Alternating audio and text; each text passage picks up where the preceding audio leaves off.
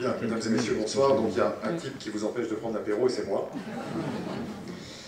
Donc je vais essayer d'être relativement bref, je l'aurais dit également. Simplement, vous dire, Régis, tout le plaisir d'être avec vous à Tyros ce soir. Ça fait longtemps également que je n'avais pas pu m'exprimer à Tyros, je ne me souviens plus pourquoi, mais enfin, toujours est-il que c'est un plaisir sérieusement de vous retrouver. J'ai vu aussi que, en écoutant le discours de Régis, que a priori, le maire de Tyros n'était pas vraiment footballeur, mais plus joueur de rugby. Au rugby, on appelle ça un impact player. Quelqu'un qui s'engage franchement, et c'est une très bonne chose. C'est une très bonne chose quand on est élu de s'engager pour sa commune, parce qu'après tout, c'est pour ça qu'on est là. Alors tu l'as dit, Régis, nous sommes au cœur de plein de crises, mais je voudrais parler un petit peu plus de Tyros ce soir. Il y a vraiment des crises qui se multiplient et que nous subissons nationalement, et puis localement, et puis il y a des crises qui sont provoquées artificiellement, comme la crise sociale autour de la thématique des retraites, mais c'est un autre sujet, et certains d'entre vous seront engagés dès jeudi contre cette réforme. Mais au-delà de ça, moi je suis tout simplement content que Tyros bouge à nouveau. Il y a quelques années, j'étais Pierre Frousteil. Vous avez vu que pour être président de la communauté de communes, il faut avoir une certaine coiffure. Et je me félicite tout simplement que des dossiers qui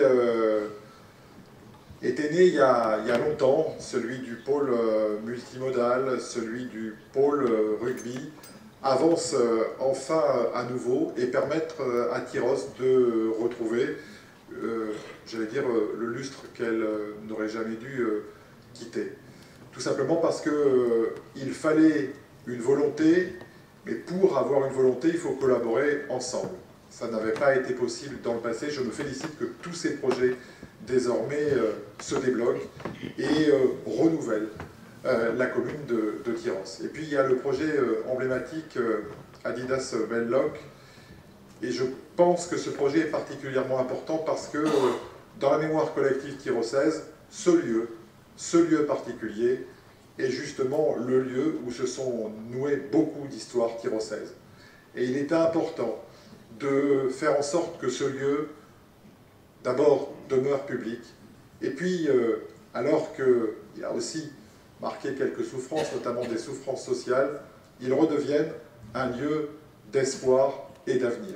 C'est, Régis, ce que tu vas réaliser avec ton équipe, et je pense que ça sera apprécié et attendu d'ailleurs par l'ensemble des Tyrosaises et des Tyrosais. Alors, j'ai promis de ne pas être long et je vais donc conclure en vous rappelant une petite histoire. Prométhée avait un frère, Épiméthée, et Épiméthée avait une femme qui s'appelait Pandore. Pandore, vous la connaissez tous parce qu'elle est celle qui aurait, paraît-il, ouvert la boîte qu'elle ne devait pas ouvrir. Et quand elle a ouvert cette boîte, tous les malheurs du monde se sont échappés.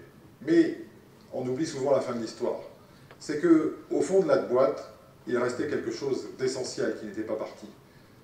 Cette chose essentielle, c'était l'espoir.